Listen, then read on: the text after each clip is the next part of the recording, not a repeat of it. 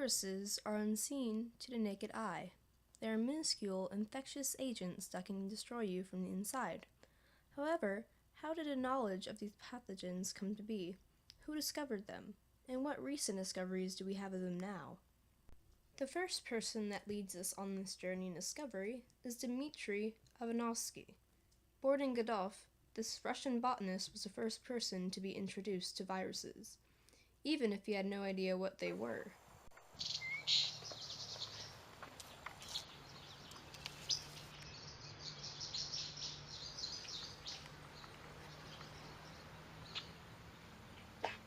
The bacteria is not coming off. What Ivanovsky didn't know was that he wasn't seeing bacteria at all, but viruses on the plant, later to be known as the tobacco mosaic virus. This led to the first discovery of viruses. However, he did not pursue the idea of viruses, and still believed they were just toxins released from bacteria on the plant.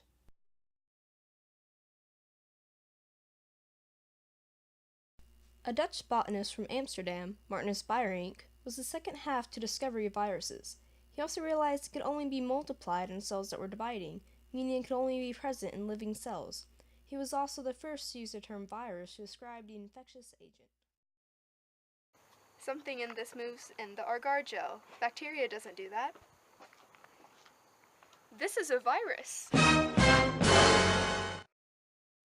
The third great discovery for viruses was by Wendell Stanley, a virologist from Ridgeville, Illinois. He started his research on a tobacco mosaic virus in 1935.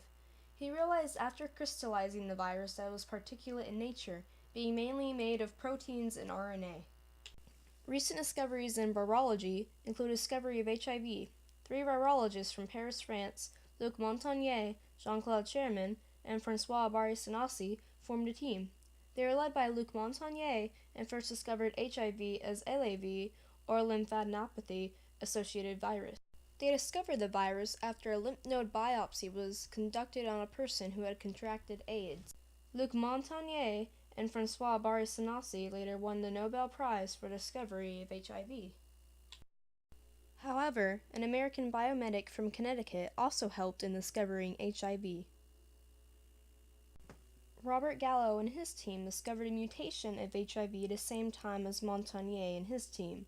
After fighting over who discovered it first for many long years, it was settled their teams were both co-founders of the virus, and it was officially named HIV.